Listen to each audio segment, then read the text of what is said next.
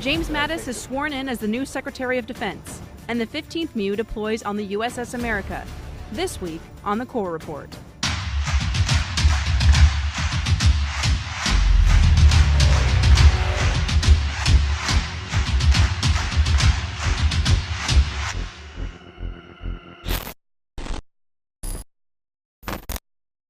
The USS America is going on its first overseas operational deployment.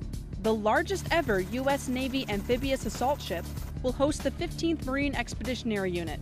The 15th MEU will fly new aircraft combinations during the pre-deployment training, like operating additional CH-53E Super Stallions, UH-1Y Hueys, and AV-8B Harriers. On-ship F-35 operations are expected next year. The USS America was purposefully designed without a well deck to maximize space for aircraft fuel, repairs, and capabilities.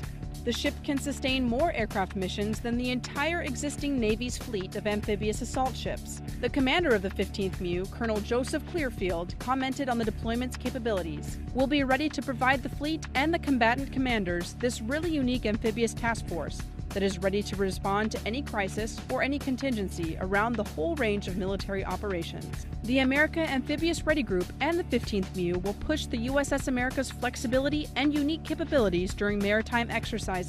The training ensures the Expeditionary Force is ready to use the USS America to its maximum potential. Retired Marine General James Mattis was sworn in as the Secretary of Defense on January 20th, 2017.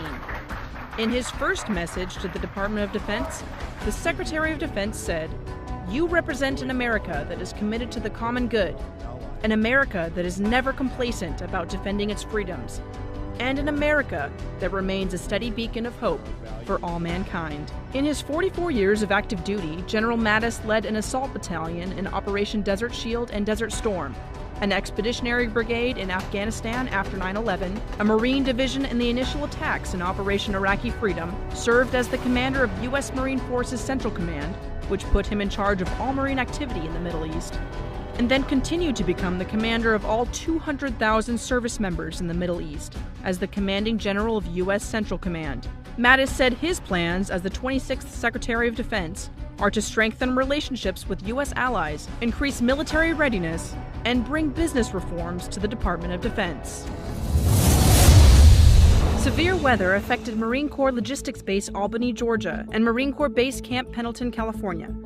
A tornado touched down at Marine Corps Logistics Base Albany Sunday afternoon on January 22nd.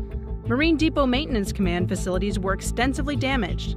The tornado also knocked out power throughout the base. No personnel were injured on base during the storm.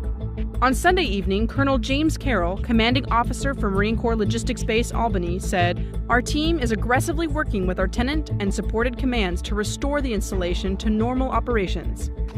Last week's heavy rainfall caused flooding throughout Camp Pendleton on January 20th and 21st.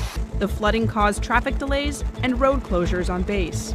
In the county and surrounding area, the storms caused mudslides, power outages, and toppled trees. People were rescued from stalled and half-submerged vehicles Friday afternoon. According to San Diego Gas and Electric, about 35,000 homes and businesses were affected by power outages. That's all for this week on the Corps Report.